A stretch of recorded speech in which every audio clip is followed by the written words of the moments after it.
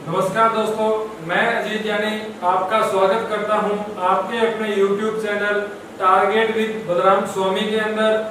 दोस्तों, general science का अपना टॉपिक स्टार्ट किया था अपने उत्सर्जन तंत्र का, जिसका पार्ट फर्स्ट मैंने करवाया था आपको, जिसके अंदर अपने बात की थी कि उत्सर्जित अंग कौन से होते हैं, उत्सर्जन के जो जीव हैं वो कितने प्रकार के होते हैं, यानी अपशिष्ट पदार्थों के आधार पर जीवों का वर्गीकरण किया था कि जैसे यूरियोटेलिक, मोनोटेलिक और यूरिकोटेलिक। उसके बाद में हमने उसमें बात की थी कि यूरिया जो होती है उसका निर्माण मतलब कौन सा अंग करता है और उसको ब्लड से अलग करने का काम कौन सा अंग करता है। इस वीडियो के अंदर अपने बात करेंगे कि मूत्र जो है, यूरिया जो है, उसका संगठन किस प्रकार का होता है, संगठन का मतलब वो किस प्रकार से बनी होती है, उसके अंदर कौन कौन से पदार्थ होते हैं, और अपने बात करेंगे कि वो जो यूरिया है वो ब्लड से अलग किस प्रकार होती है, कैसे जो है वो ब्लड से अलग होती है और किस प्रकार से किडनी उसको अलग करने का काम करती है। तो दोस्तों स्टार्ट करते हैं।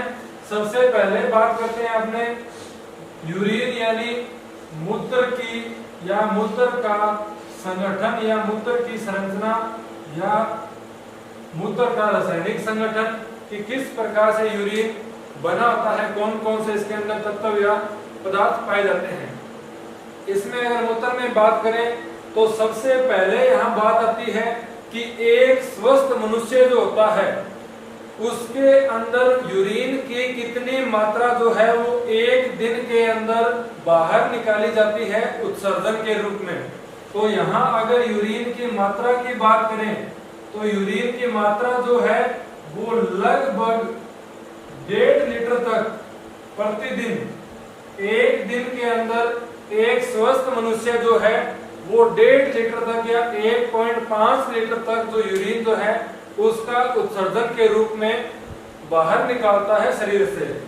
अब अगर अपने बात करें तो ये जो यूरिन है इसका सबसे पहले रंग जो होता है, रंग कैसा होता है यूरिन का?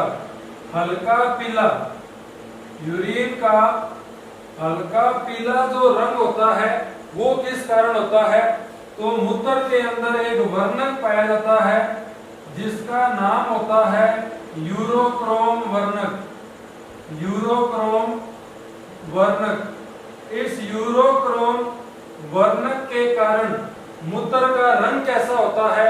हल्का पीला होता है, लाइट येलो कलर होता है मूत्र का, यूरोक्रोम वर्णक के कारण। अब ये वर्णक क्या होता है जी? वर्णक का मतलब होता है उसको रंग प्रदान करने वाला, उसको रंग प्रदान करने वाला। जैसे अपने ब्लड का रंग कैसा होता है? लाल। अपने ब्लड का लाल रंग किस कारण होता है? हीमोग्लोबिन के कारण। हीमोग्लोबिन भी एक वर्णक है, हीमोग्लोबिन एक वर्णक है। उसी के कारण हीमोग्लोबिन वर्णक के कारण ही क्या होता है? अपने ब्लड का रंग लाल होता है। उसी प्रकार यहाँ भी यूरोक्रोम क्या है? एक वर्णक है। यूरोक्रोम एक वर्णक है जिस कारण अपना जो मूत्र है उसका रंग कैसा होता है? हल्का पीला होता है। अगर अपने देखें मोलस्कस जैसे घोंगा वगैरह जो होता है उसका रंग कैसा होता है? नीला रंग। नीला रंग किस कारण होता है? हीमोसाइनिन वर्णक के कारण। मनुष्य के अंदर हीमोग्लोबिन है लाल रंग, हीमोसाइनिन नाम आते ही नीला रंग, नीला रंग होता है। फर्क क्या होता है दोनों में? हीमोग्लोबिन के अंदर जो पदार्थ होता है वो होता है आयरन, Fe, आयरन होता है, जबकि हीमोसाइनिन के अंदर क्या होता है? कॉपर होता है, तांबा। तो ये डिफरेंस है इसके अंदर। उसी प्रकार यहाँ यूरोक्रोम वर्णक के कारण मूत्र का रंग कैसा होता है? हल्के पीले रंग का होता है। इसके बाद में अगर बात करें तो अपने मूत्र की गंध किस कारण आती है? मूत्र की जो गंध होती है, जो स्मेल जो होती है वो किस कारण आती है? तो वो आती है अपने पास यहाँ यूरिनोइड के कारण। यूरिनोइड के कारण, यूरिनोइड जो पदार्थ है उस कारण अपने मूत्र के अंदर, यूरिन के अंदर जो स्मेल आती है वो आती है यूरिनोइड के कारण। याद रखना दोस्तों, यहाँ पर यूरिनोइड जो है वो ताजा मूत्र की गंध है जी। यहाँ जो मूत्र की स्मेल है वो बिल्कुल ताजा मूत्र, जो फ्रेश यूरिन जो होता है उसकी गंध होती है यूरिनोइड के कारण। जबकि थोड़े समय बाद उसको अपने बोले कि थोड़े समय बाद जो मूत्र की जो बदबू आती है वो किस कारण आती है? तो वो अपने पास यहाँ आती है अमोनिया के कारण। वो किस कारण आती है? अमोनिया के कारण। कैसे आती है? अपने उत्सर्जन तो यूरिया का किया है, तो ये अमोनिया के कारण गंध कैसे आई? तो अमोनिया जो है वो बनती है यूरिया से। जैसे पहले अपने बात की थी फर्स्ट पार्ट के अंदर कि अमीनो एसिड से अमोनिया बनी, अमोनिया को लीवर ने बदल दिया यूरिया के अंदर, तो अब बाहर तो यूरिया के रूप में निकलता है उत्सर्जन जो है, उत्सर्जित पदार्थ जो है, अपशिष्ट पदार्थ जो है वो यूरिया के रूप में निकलता है बाहर।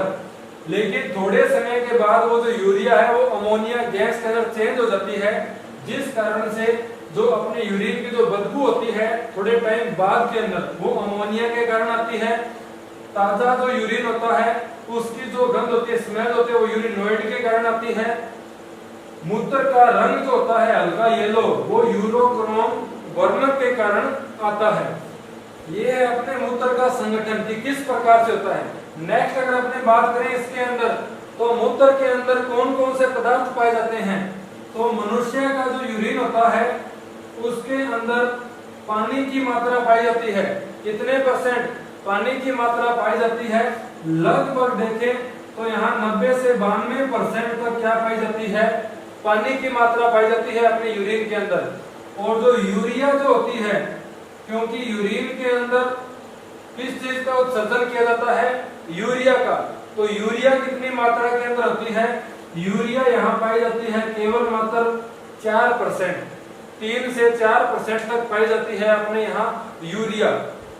और पानी की मात्रा होती है 90 से 92%। कौन से जीवों के अंदर? यूरियोटैलिक जीवों के अंदर।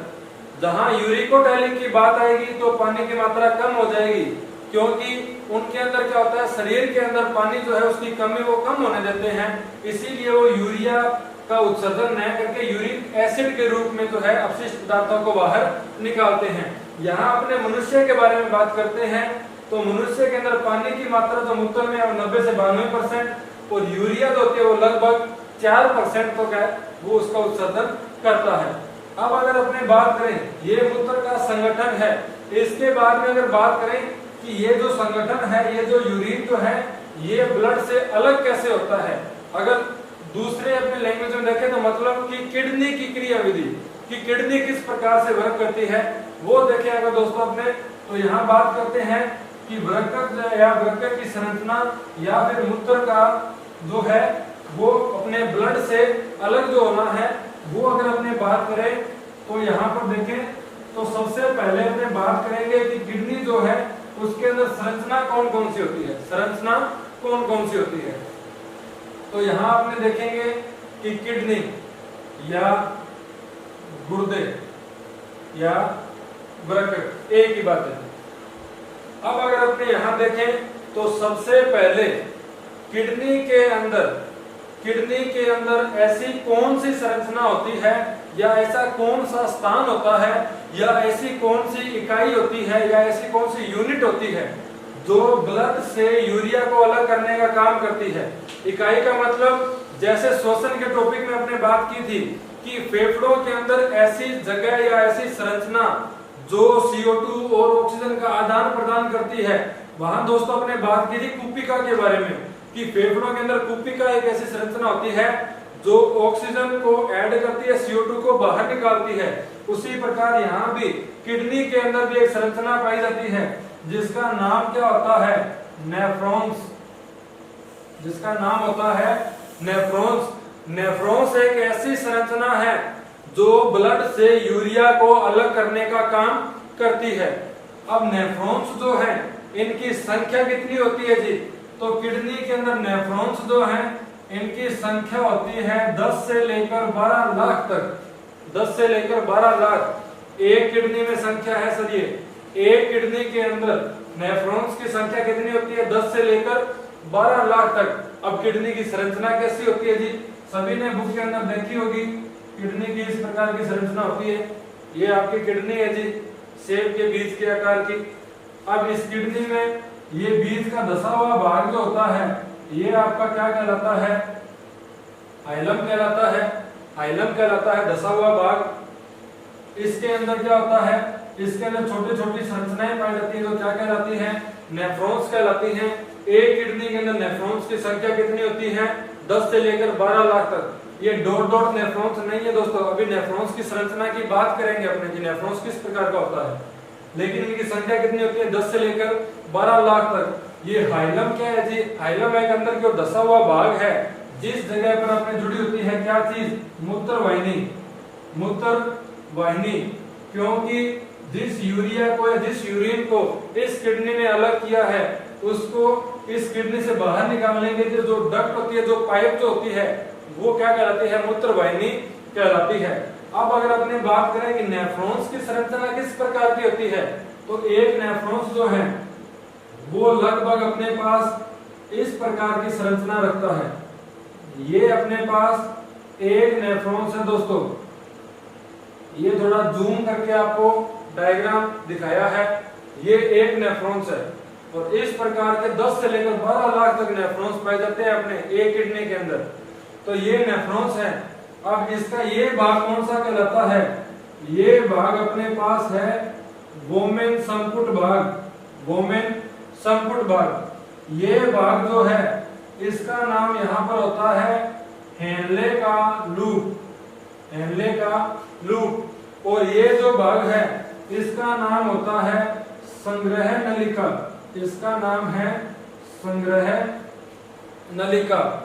अब इसके अंदर अगर आपने देखें तो वोमेन संपुट जो भाग है, यहाँ पर क्या होता है कि इस साइड से ब्लड की जो वाहिकाएं हैं, जो नलिकाएं हैं, वो आती हैं और यहाँ एक इस प्रकार से गुच्छेनुमा संरचना बनाती है।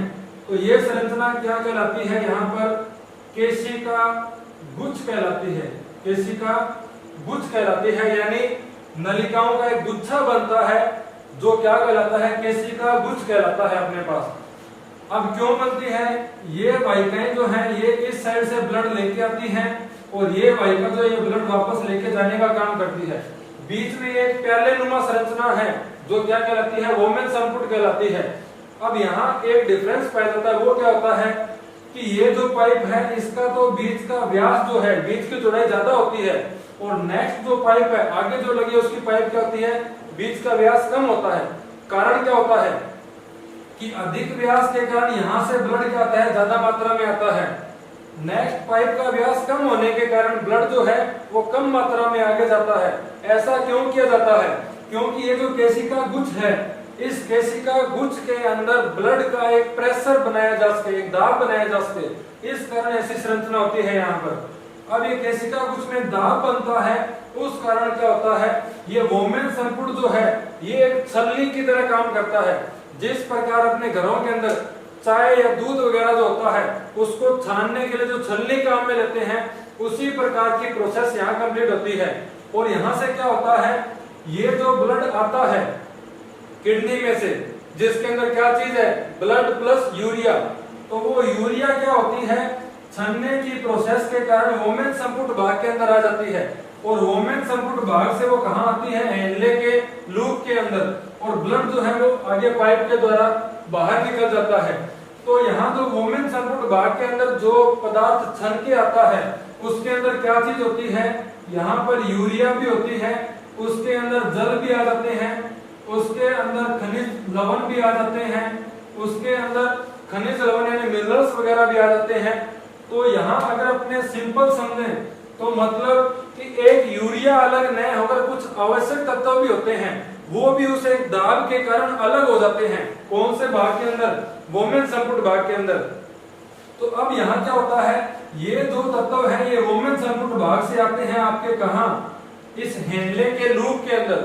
हेनले का लूप जो है ये एक यू आकार की नली है। ये देखो दोस्तों यू आकार, इसकी यू आकार की नली जो हेनले लूप कहलाती है। ये हेनले का लूप क्या काम करता है? ये जो वोमेन संपुट के अंदर जो पदार्थ आया है उस पदार्थ में से जो आवश्यक तत्व हैं जैसे जल वगैरह, खनिज लवण वगैरह या फिर कोई विटामिन वगैरह, ये जो तत्व होते हैं जो अपने शरीर के लिए आवश्यक होते हैं, उनको ये हेनले का लूप वापस बाहर निकाल लेता है उस अपशिष्ट पदार्थ में से। यानी हेनले का लूप क्या काम करता है? अवशोषण का। क्या काम करता है? अवशोषण का काम करता है। और इसके बाद में जो वेस्ट मटेरियल बचता है यानी क्या चीज आपकी? यूरिया, वो कहाँ चली जाती है? संग्रह नलिका के अंदर। संग्रह नलिका के अंदर स्टोर हो जाती है। तो यहाँ से प्रोसेस स्टार्ट होती है वोमेन संपुट से।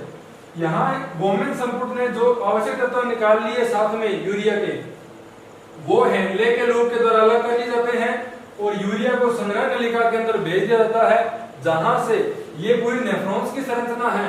संग्रह नलिका से आगे यूरिया कहाँ जाती है?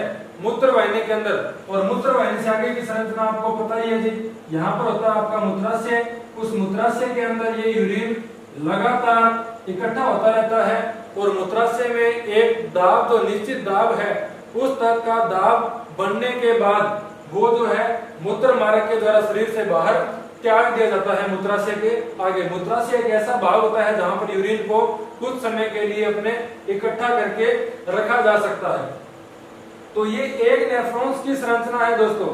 और यूरिया को किस प्रकार से अलग किया जाता है? अब होता क्या है जी, कई बार आपने सुना होगा कि किडनी की प्रॉब्लम होती है कई व्यक्तियों को। किस प्रकार की प्रॉब्लम? कि उनकी किडनियां वर्क करना बंद कर देती है। अगर अपने एक किडनी भी वर्क करना बंद कर दे तो दूसरी किडनी से अपने काम चला सकते हैं, लेकिन अगर दोनों ही किडनियां काम करना बंद कर दे तो उस कंडीशन में क्या होता है? उस कंडीशन में ये जो वोमेन संपुट वाला जो काम है, यानी किडनी का जो काम है, किडनी ने काम क्या किया? यूरिया को अलग किया, उसके साथ जो अपशिष्ट पदार्थ के साथ जो जरूरी जो तत्व है, जो जरूरी पदार्थ हैं, उनको वापस शरीर के अंदर भेज दिया जाता है। मतलब किडनी का जो काम है ये प्राकृतिक रूप से नहीं होकर कृत्रिम रूप से होता है, कृत्रिम रूप से। अब वो काम करवाया जाता है हॉस्पिटल के अंदर मशीनों के द्वारा। जब किडनी खराब हो जाती है तो वो काम जो होता है वो यहाँ पर कहलाता है अपने पास डायलिसिस या हीमोडायलिसिस। आपने देखा होगा मार्केट के अंदर डायलिसिस सेंटर होते हैं जी, उनमें किडनी जो है उनका कृत्रिम कार्य करवाया जाता है। जिस प्रकार से किडनी वर्क करती है वही काम कृत्रिम रूप से करवाया जाता है। मतलब उसके अंदर सेम होता है यही बात कि जो व्यक्ति है उसके ब्लड में से यूरिया को अलग निकाल लिया जाता है और ब्लड को वापस उसकी बॉडी के अंदर भेज दिया जाता है। लेकिन इस प्रोसेस के अंदर, हीमोडायलिसिस के अंदर एक चीज की कमी पाई जाती है सर। यहाँ कमी क्या होती है? पुनरावशोषण की। क्योंकि बॉडी के अंदर प्राकृतिक रूप से हेनले का लूप पाया जाता है, जो क्या करता है? इन आवश्यक तत्वों का भी क्या करता है? पुनरावशोषण करता है और वापस बॉडी के अंदर भेज दिया जाता है। लेकिन हीमोडायलिसिस के अंदर जो मशीन होती है वो ये काम कंप्लीट नहीं कर पाती, हेनले के लूप वाला काम कंप्लीट नहीं कर पाती। इस कारण से हीमोडायलिसिस के अंदर सिर्फ इतना ही फर्क है कृत्रिम और प्राकृतिक के अंदर, जो बहुत बड़ा फर्क है जी। क्योंकि जल की कमी होती है उसके शरीर के अंदर और खनिज लवण जो है, मिनरल्स वगैरह जो है, उनकी भी कमी होने लगती है उसके शरीर के अंदर। तो ये है आपका हीमोडायलिसिस की प्रोसेस। अब अगर देखें तो उत्सर्जन के अंदर अपने यूरिया का निर्माण, यूरिया का उत्सर्जन किस प्रकार से होता है और यूरिया को अलग किस प्रकार से किया जाता है, किडनी जो है वो किस प्रकार से यूरिया को अलग करता है और यूरिया जो है वो कौन सी जगह पर अलग होती है। तो नेफ्रॉन्स, किडनी की संख्या 2 होती है, नेफ्रॉन्स की संख्या 10 से लेकर 12 लाख तक होती है और ये आपकी एक नेफ्रॉन्स की संरचना। तो दोस्तों ये था आपका टॉपिक उत्सर्जन तंत्र का। उम्मीद है आपको ये टॉपिक समझ आया होगा। और दोस्तों अगर वीडियो आपको पसंद आए तो इसको लाइक जरूर करें और शेयर जरूर कर दें और चैनल को सब्सक्राइब जरूर कर लें और बेल का आइकन जरूर प्रेस कर दें, जिससे जो भी वीडियो अपलोड हो उसका नोटिफिकेशन आपको मिल जाए। और दोस्तों कमेंट जरूर करें वीडियो के बारे में, जो भी आपकी प्रतिक्रिया है कमेंट जरूर करें। टॉपिक के अंदर जो कमी लगे वो भी जरूर बताएं, जिससे नेक्स्ट जो है उसके अंदर अपने सुधार कर सकें। थैंक यू दोस्तों, जय हिंद, जय भारत।